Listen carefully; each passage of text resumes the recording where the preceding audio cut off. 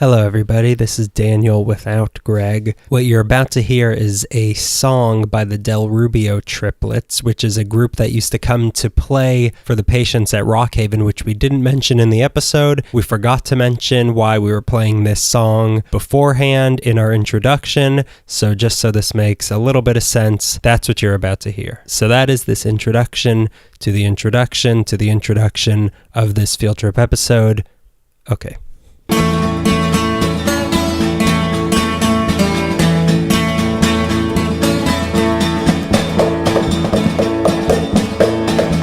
All your paintings on written into the sandbands, don't you know? If they move too quick, oh way, oh, they're falling down like a domino. All the buzz are men by the now, they got the money on the bet. Go crocodiles, oh way, oh, they snap the teeth on your cigarette. Current tights with a hookah pipe, say way, oh, way, oh, way, oh, way, oh. Walk like an Egyptian. Hello. Hey. Hello, friends of LA Meekly, friends of the world, friends of Rockhaven. What's not this question now? mark, exclamation mark, and then an upside down one beforehand. For We international, include everybody. Yeah, Spanish speakers. Yeah, but we include everybody, but only English and Spanish speakers. It's all we know. The rest of you, no thanks. Daniel learned French, and he does not going to go back to it. I learned French, and it taught me how to speak Spanish. Here we are with another field trip episode. And it was one that we were so happy to take. Yeah. We've been hearing about this for a while now. Yeah, because they had asked us for a while to come to one of their things, and every single time we were working. Yeah, we didn't really know what to expect. We had heard a little bit about it online. They had sent us some information, so we didn't know where we were gonna go. And once we got there, I still kind of blown away at how beautiful it was. What a great place it was. The tour was fantastic. Well, what it is the Rockhaven Sanitarium in La Crescenta. Which was a place where we'll get into it more, but it was only for women, and it was a place, if you had health issues, mental or otherwise, you can go there to recover. It's that sort of place. Mm-hmm. From the outside, it's weird because it looked. We both agreed when we were there, this is so much bigger than we could take this place. I could fist fight this. It just doesn't look as vast as it is from the sidewalk. Well, it's a weird optical illusion. I want to talk. Even she was saying that everyone has that moment of this place it's so much bigger than I think she said 3 acres, I believe, and it kind of it felt like it's. She said Green Acres is the place to be. That might have been. Yeah, she said farm living is the life for me. And then she put on some overalls, and then we were asked to leave. I had to take my Wall Street tie off and start hoeing. Get out. It's a beautiful place. I took pictures galore, and I haven't shared a single one with anybody, unfortunately. Because the thing about it is those places tend to be a little creepy, as you were. As you were. Because it is, there was hospital rooms and stuff like that, and a lot of, sick people live there, which in itself can be creepy, but it's also a very open, airy, sunny, nice kind of place. It's a good mix of the two things. It feels like making it feels love. It feels like California through several different eras, because they left a lot of stuff preserved, a lot of stuff is left over. So it just feels like it could feel like an old Hollywood movie. At the same time, it could feel like a 70s resort that might be in Big Sur. It feels like a lot of different things, and I really like it. At the same time, I would not want to be there after dark. No, I'll give it a try. We talk about how we visited. She has a name, by the way, and it's. Oh yeah, did we say her name already? We didn't say her name yet. Joanna Linkchorst. Thank you. Who's the president of Friends of Rockhaven organization? Because the place isn't in operation, but they're trying to get it sort of historic status and that sort of thing to protect it. Yeah. If you want to help out with that, you can write to your local Glendale representative and try to convince them that this is something that they should sort of get behind in protecting. They also have a GoFundMe, but you can support them directly on their website, which is friendsofrockhaven.org, or you can follow them on Twitter, Rockhaven Friend, or Instagram, friends_of_Rockhaven. Perfect. And all you need to do is stop in one time, and you'll already want to be helping to save this place. Yeah, it's a really nice place. It is one of those places that needs to survive into the 22nd century. It's like me. Nanotech's going to keep me alive. And it's a place that doesn't get talked about enough. For an old alley history place, not enough people are mentioning. It hasn't become that place of the observatory or the Cecil Hotel or any other places that people come out of town. It's not a great beloved landmark like the Cecil Hotel. Yeah. But it definitely needs to be kept the way it is. I think it's really great. Or do what she kind of plans to do with it, which would be really cool. And you'll hear about that if you listen to the episode. As for us, subscribe to us on iTunes if you don't already. We'd certainly appreciate it. We would appreciate Stars, reviews. reviews, whatever you got in you. Leave stars if you can. If you have an iPhone, just open your podcast app. It's right there. Look for us. Subscribe, all that. Your Handsome Meekly Boys are also on Patreon. You can find us there. You can help support this podcast. We give different tiers of giving back to you for supporting us. We can send you postcards. We could send you Instax pictures. We could give you bonus content. Yeah. Someday, maybe we'll give you, if you need a boost climbing over a gate to rob some house, we could give you that. We'll have a Patreon level for that. I'll lend you my dad's bolt cutters. I don't know. Follow us on Twitter at LA Meekly, Instagram LA_Meekly. Email us questions for the show. We are now taking one question per episode. Yeah, if you answer them. If you have a question about Los Angeles history or about Los Angeles culture or us or the podcast. How tall is Greg? Not that much. How tall is Greg? Easy answer. That email address is la.meekly@gmail.com. You can also, if you want to be a subject of a field trip episode or know someone who should, or Norse God, someone who should be, email us. Facebook, LA Meekly. We have a Tumblr page, which is like a main hub. It has the episode archive. It's lameekly.tumblr.com. I think that's literally everything we have in the world. We've given you everything. I don't even remember what our future episode we record in 2 days is going to be about, because I just launched all this stuff. I've just been keeping all this promotional stuff in my head. Our main episode for the next month is coming out in a few days, so listen to this. It'll get you pumped. Listen to it. It'll get your heart rate up. Listen to it. You can go to the gym and work out to it. Listen, that's your dog listening to it. He's getting pumped. Your dog is getting jacked because of us. Your dog is ripped because of podcasts. You're welcome. In particular, LA Meekly. You're welcome for that doggy six-pack your dog has. In dogs, it's 32-pack. I don't know math. It might be 54. Well, we don't need to do the math on it because it's stupid. All right, well, that's us. Listen to this. We'll see you in a week or so for the next episode. Yeah, I hope you enjoy it, and I hope you enjoy this field trip as much as we did. Bye-bye. Chewing gum. They'll get it later.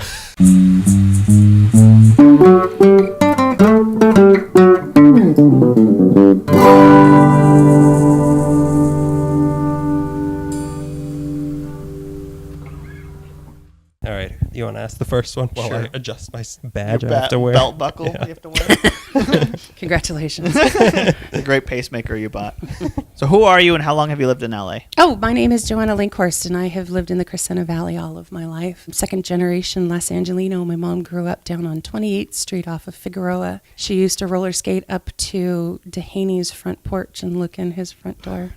Really? Yeah. She'd walk herself over to the Natural History Museum and look at the stereoscopes to entertain herself. Great stories. Those are great. Everyone was trying to peep in on Doheni's. Right? Wouldn't what are you doing in there? Yeah. Give me some oil. So where are we right now? We are in Rockhaven Sanitarium, which we now call the Rockhaven Historic District. It was founded in 1923, and it's in what was first Verdugo City, then Montrose, and part of the city of Glendale. Now owned by the city of Glendale. This whole this whole area is part of Glendale, or it is, yeah. It's a confusing pattern up over the Verdugo Mountains, reaching up from Lowell over to Pennsylvania, but down somewhere around here in Honolulu and Hermosa and over through Montrose. So basically, they pull in all of the good businesses. Oh, okay. Yeah. Honolulu and Hermosa are street names. And Pleasure Way, and yes. Glendale owns part of Hawaii. So what do you do here? Oh, I am a founding member and president of the Friends of Rockhaven. As an unemployed mom, I have the opportunity of being able to spend all my time focusing on trying to get Rockhaven open as a park. I call it my full-time non-paying job. You're doing a great job. Hey, we have one also. We're all doing our full-time non-paying job right now. What is this place's role in the city? Well, in the Crescenta Valley alone, let alone Los Angeles and California, we had from Tujunga Canyon over to the Arroyo as many as 26 sanitariums, both mental and respiratory. And this is the last one. Really? And it's fully intact. It was in operation until 2006. There's tile in the buildings from 1931. There's buildings from 1920 to 1939. And it still has the forms of the beautiful gardens that once were here. And it is significant in its history, not just because it's representative of the sanitariums that were here and the fact that it is. Everything that once was here is still here, and you can see it now. It was run for women, only by women. And just only 3 years after women got the right to vote, this woman, Agnes Richards, opens this place to give women dignified and safe treatment to be able to recover and go home, not just be locked away for unknown periods of time. Well, you were saying that like nobody here was put in here for like masturbation or hysteria or correct, anything yeah. like that. Well, there was somebody that was put in here for going through menopause. Her husband said they almost got that she wasn't acting like herself, and so she needed to be put away. And at least he chose this place. You know, she didn't go to LA County Hospital or Patton. She had a gardener and a chef and these beautiful oak trees and these wonderful houses. And I'm thinking she didn't want to go back to him. Yeah, yeah, I'm crazy. I got to stay here. Yeah, Sorry. There was a woman that was here. You know, normally the idea was to show up and then go home, but she ended up being here for like 50 years. And I had a feeling that she would, you know, they'd say, you know, you look like you're doing all right. And she'd go, oh, no. No, I think I need to have another cinnamon roll under that oak tree over there. I'm going to go sit in the garden for a couple more years. Yeah. French festivals in a week. I gotta stay here. But you were saying that you weren't meant to be here your entire life. Right, originally, yeah. The Originally, idea was this was a place to be able to recover. You were going to be active. There was a garden. Yeah. There's all these gathering areas that women were going to go out to and look at the Verdugos, look at the San Gabriels, be under the gorgeous oak trees. And this place is built on a slope, and she appreciated that all of these walkways undulate with the hillside because she felt you were more in touch with nature that way, and it was important to the recovery. It's a lot bigger than I thought it was. Like when we saw it from the street, I just saw like 1 or 2 buildings. I was like, oh, that's it. And then we got around those, and there's like 8 more buildings and gardens everywhere. It's about 3.5 acres. And you're saying that everything, like all the little pathways are connected, so you there's no way to really get lost here. Like everything sort of swings around and connects to another building and stuff, and it's really neat, the little pathways that's built here. First time people end up feeling lost. Yeah. It's like, I don't know where, and it's like, it's really easy actually, because Keep walking. the whole idea of creating this compound was you want to get out of the building. You want to be outside, little gathering areas, this little brick patio out here under the oak trees and the pine tree. Out in front, the little fountain area that had all the little statues of the fishing gnome and the little castle and the beautiful faux bois furniture that's art in its own. Yeah. And it's very quiet inside these walls. Yeah, it is. Yeah. And it is nice to look at the mountains right looming above you, but in a good way. Good looming. Yeah. Yeah, they're very green right now. It's really pretty. Yeah. And I think that there's still healing here. It's still peaceful, a place for rest. Yeah. It was a place of rest and rehabilitation for women suffering from overwork and exhaustion. Yeah. And I think that's why I'm drawn here. Aside from all the asbestos that's on the floor in front of us here, and the it's lead a and the healthy paint place. that's falling down. Yeah. Half the rooms we went into, you're like, don't breathe too much. We don't- You might not want to kick that. Do not lick the wall. it tastes like snozzberries. Snacking on paint chips. Leave me be. So what's the most important thing in here? Most important thing. Yeah. The most significant, I think, would be that statue. There is a Gladys McBean statue called Reclining Nude. And Why is it called that? because it is a naked woman who is reclining. But not, stretched out prone. She's got her knees up. She's leaning back with her head looking up to the sun, and she's just basking. And she has the most beautiful smile on her face. And she so much represents what Rockhaven was, this woman who was able to recover and bask in the sunshine and get a smile back on her face. And she's a little beat up too, just like Rockhaven is. So I think the tile, the tile in the bathrooms that you can't see, because if somebody has moved into a house, you can't walk up and say, hi, can I see the tile in your bathroom? And perhaps they've even had to change it because they've got to live there. All those wonderful places in Pasadena that are businesses, fantastic that the buildings are safe, but you can't see what the inside is like. And here we've still got the insides. And to be able to see the vibrant colors, the way things were built in 1931, I think is very significant. And if anything happens to this place, it would have to be changed. The exteriors are supposed to be protected, but where else can you see these interiors? You gave us a really great tour, which I suggest everyone should take. But like you were talking about, like this leaving everything as is, like the paint and as faded as it is, and we were talking about like the rust needs to stay because it like feels like you're stepping into something else that's much older and stuff. It's not renovated. Like, there's all natural light in this room that we're in right now, and there's no lights that are on. It just feels really. There hasn't been. I don't think I've seen a single light that's actually been on today. Well, this building is from 1921, and these are people from the Midwest that came out to really appreciate the weather that they're going to find out here. Yeah. I get a kick out of the 1920s building because it has a storm cellar, and it's like not necessary, but to be able to open up all these windows and it's as if you're outside. Yeah. That's the way that they really appreciated coming out to Southern California. Yeah. And each of the buildings, like the tiles were like different colors in each bathroom. Yeah, vibrant. Every one of them was a different color. Yeah. And vibrant colors. Yeah, Yeah. she had a great time decorating. Every building has its own sort of flavor to it. And each bathroom within each building. Yeah. Yeah, absolutely. Yeah. What is your favorite thing here? Statue and the piece. When I lead a tour, I let everybody go into the 1939 building with its Pepto-Bismol walls and look at the sign that says, "Do not drink water above this shelf," and look in closets and find old puzzles and brassiere and old photos and things. And I go in the back where there's cork oak trees and watch the squirrels.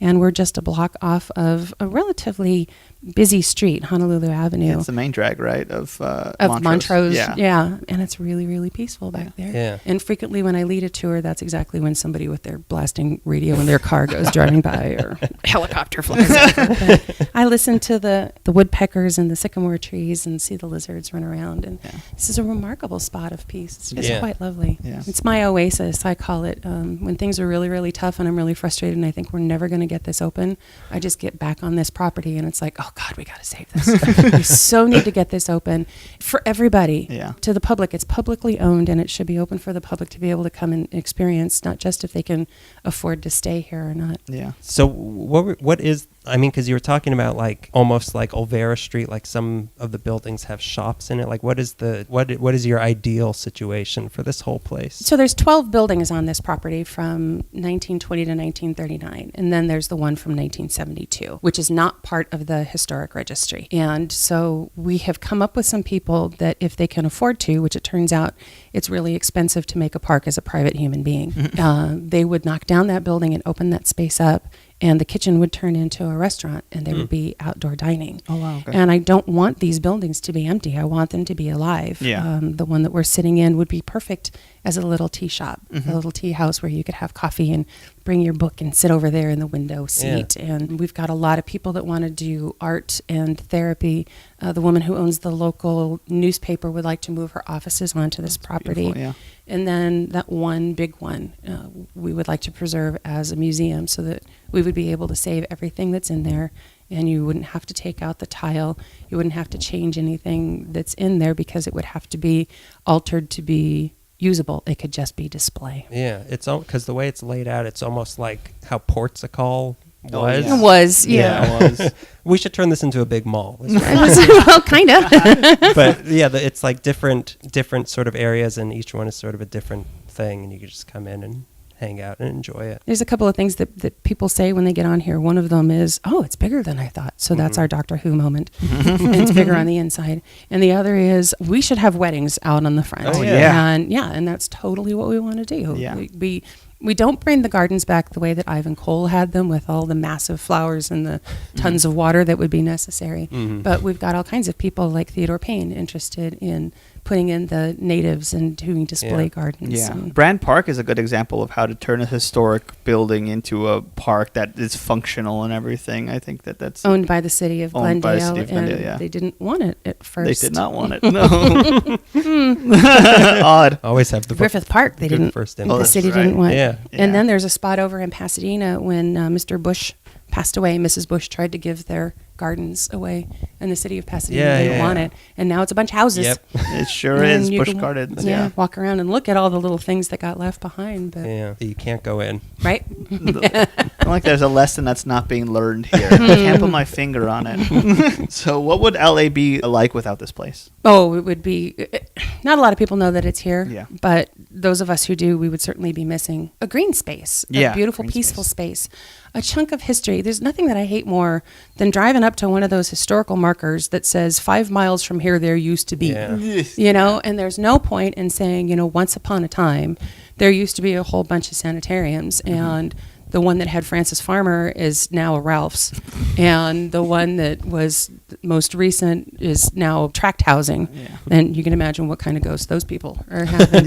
You built on top of it. But yeah, just historic buildings, the ability to, not just the exteriors, because you can see those in lots of places, but the interiors and the oak trees, and the idea that this is a place that a woman decided to do something different, to protect women, to give them an opportunity to do something different. Even without the history, it's just a beautiful spot to be. Yeah. And it would be, if this was all housing, it would be like a black hole for me. Yeah. It's also because there's a little downtown sort of area right down the street. Yes. So it's good that there's something that's not just Shops. Trader Joe's. Yeah. Like Trader Joe's and then houses. There's Old Town Montrose, Yeah. and that's been becoming more and more vibrant. It's been so fun as I've grown up here to see.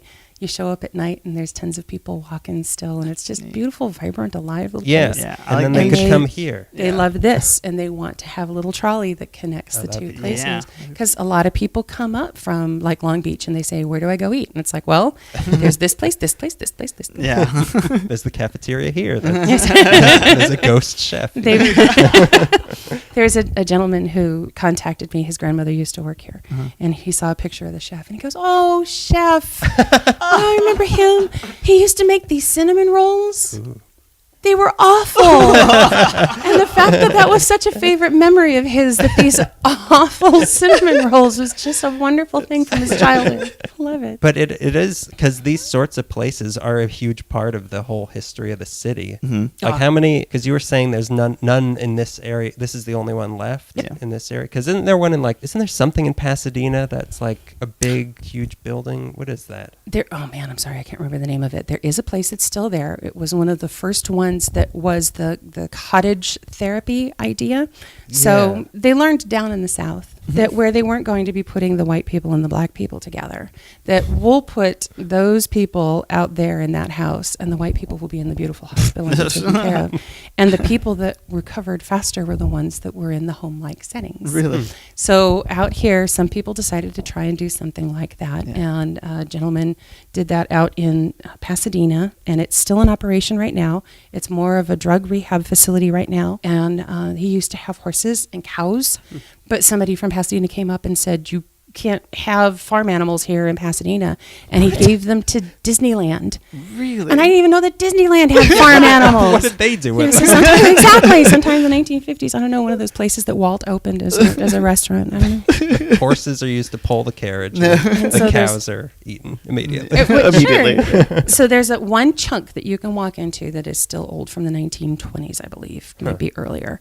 But the rest of it, of course, is modernized and taken care of, and you're not allowed to walk in there. Yeah, it is a good link to the past because whenever we do episodes, it's inevitable. Like this person came here because whoever had tuberculosis and they wanted to get fresh air, and that it's good to have a place like this. Like, oh, that did exist. Yeah, that was a part of our the selling point of California. It was like the air is going to cure all your problems. Yeah. If you didn't come for gold, you came for your health. Yeah. Either mental or I came for respiratory. gold. Gold is good for my health. That's right. That was not everybody's. So what's the strangest thing that's ever happened here? My favorite story, one of the gentlemen who, before I was able to be involved, came here and helped clean it up when the city first purchased it. And he says that he was reaching over a cabinet and he found some pills. And he realized that somebody must have been cheeking their medication. And at that moment, he felt a very angry presence behind him, as if somebody said, "I've been caught, I've been found out, and you're finding it." And somebody else suggested maybe it was a hoarder who's all, "Don't you take that, that's mine." So I thought, that's one of my favorite stories. Tell us the story again of Marilyn Monroe's mom. Okay, so Marilyn called it the best place you can be if you have to be someplace like that, I guess. And when she could afford to, she brought her mother here, and her mother was here for about 15, 17 years. But she struggled with the need to not be here and escaped several times. The most infamous one, she needed a dramatic escape and she tied bed sheets together and went out a tiny window in the closet. Back in the 20s and 30s, they didn't wash their clothes that often, so the closets had little windows in them to air the clothes out, and that's the window she chose to go out. She makes it out several miles away to another church. They find her hiding down by the water heater. And somehow a local photographer caught sight of this and got a wonderful picture of her when she was being taken to the police station to then be returned here. And the window, it's like not even... It's like 5 feet off the ground. It's not even one story. It's so low to the ground. She's a tiny woman. Yeah, it could have been huge to her. What's this place's best kept secret? This place is the best kept secret that shouldn't be kept. Yeah. People who live here go, where's Rockhaven? And I said, it's that wall with the bougainvillea on the north side of Honolulu Avenue that you don't pay any attention to because it's just a wall. A wonderful old gate that's still here. The gate's nice. And some people go, oh, yeah, that place. But it's just, more people should be able to experience this. Again, even if you don't even learn the history, it's just a wonderful place to be. Yeah, absolutely. Yeah. When's the best time to come here? The only time that you can come here is when we're allowed a tour, and the first Saturday of the month we are allowed to have cleaning days. The place is not open to the public. Tours are only open to groups. So then I say, this group would like to come on a tour. May we have access? And we lead tours at 10 a.m. and 1 p.m. on those days. So if you email us at friendsofrockhaven@gmail.com, I can get you on a list and let you know when we'll be able to have our next tour, or you can help me arrange our next tour, because we're not on here unless somebody asks to be on here. But cleaning day is a really awesome day. For Saturday of the month, from 9 until noon, all of the buildings are open. And when you take care of a place, you take ownership of a place. Like you saw my daughter when somebody went walking into the kitchen after she mopped it. Somebody's walking on my floor. I think that was me. And you get to see all the details that are here. And, you know, it took me months before I saw the little drinking fountain. It took me months before I saw the little places where they would put the banners, those, like for holiday banners. All right. And I realized that those weren't out on the street. Those weren't for other people. Those were for the ladies that were here. And Patricia told me, and it was good to help them know what time of year it was. All this thought that went into these things. You can see the faux bois furniture, but you have to go over there to pull the weeds to realize that there's little fake mushrooms that are there just for decoration. Yeah. They're only there just to be a lovely thing for you to find peace and enjoy. Well, we saw there were 2 groups we saw that were having photo shoots here. So who do people just say, like, we want to I consider this a work day, and they're doing their work. And so they will come in and they will take their photos and they will tag Friends of Rockhaven or Rockhaven. And hopefully more people will learn about this place and know that it's a place that shouldn't just be saved, but opened as well. Yeah, utilized. Yeah. So there's a couple of people, when they started to look into selling the property, respecting that we didn't want more housing up here in the Crescenta Valley, that they would sell the property to do something else. And several of them were drug rehab facilities. One of them was Cliffs at Malibu. And I thought, wouldn't you be just a little disappointed if you signed up for Cliffs of Malibu and you walk in here and go, where's my cliffs? Lovely mountains, but I don't see any ocean waves. And then the one that was closest to happening was a hotel that would be, they considered it public, that the public would be able to access it, but the public would have to come and eat here or be able to stay here. Yeah. And if you can afford $320 a night, then you get to enjoy the rest and rehabilitation of Rockhaven. And I really think, particularly since it's owned by the public right now, we have an opportunity to do something unique and beautiful and fabulous for everyone, whether they can afford it or not. Yeah. Where should you park when you come here? You can Hard only question. park on the street right now. And that's one of the reasons why we didn't want housing over on what is now a vacant lot, which is covered with oak trees. Because as it is, there's no place to park. And if you put housing over there and you want to have something happen within the walled historic area, then where are you going to park? So we think that that should be parking. When the place is open, it will be parking. But right now, you just park on the street. I pulled right in through the gate. I get to. I'm president. Believe me, and the day that I got to do that, I felt really special. So what's the best place to eat around here? Okay, When so you're visiting. don't get the cinnamon rolls.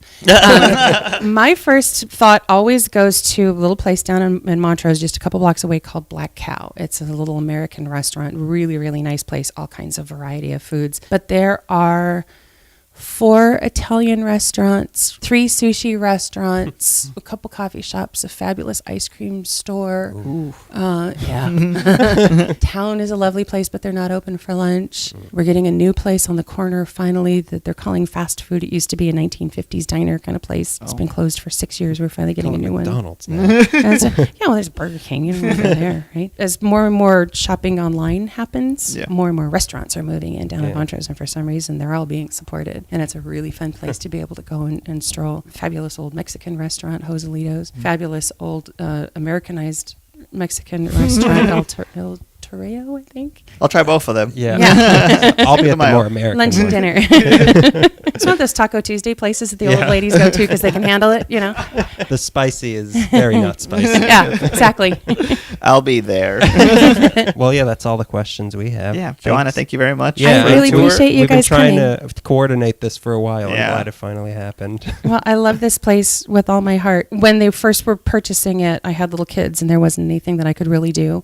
But when the time came for renewed interest in it, my kids were older and off to their own things, except my daughter, who came along with me and is the secretary of the Friends of Rockhaven, and is at every work day, at every time we set up at the Montrose Harvest Market, she's sitting up there. I would not be able to do this without her. They said they want to lead a tour. And I said, well, I have just trained as a docent down at the Autry. And they said, great, because I hate doing it. And so I had to learn everything, and everything was wrong because Agnes told stories about her life that tried to make her look more sophisticated. But the fact that she came from nothing and created this beautiful place and was able to take care of herself and her grandchildren and her mom and her son and all of these women. And when you take care of women, you take care of their families. To be able to do all of this was just far more interesting story than what she told. My first time of leading the tour was my first time on the property, and I didn't want to leave. I left my heart behind, and so any opportunity I get to be here is a wonderful, wonderful day. It's beautiful. You. Yeah. Thank you. That Thank was you. nice. Now let's say something mean. My coping mechanism.